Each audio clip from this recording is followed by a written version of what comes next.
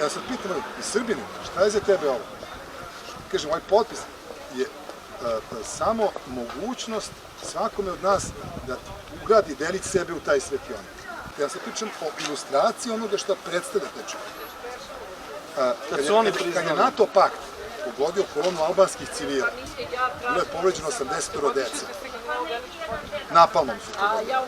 On je svu tu decu i civile prebacio u svoju vojnu bolnicu pod NATO bombama, dao im vojnu pomoć i svi su preživali. Znači, nema, dete je dete. Da vam kažem, vi bi trebali samo da stojite ovdje i da ljudi sami, svako ko prođe pita šta je to, ne da ljudima vi morate da govorite, nažalost.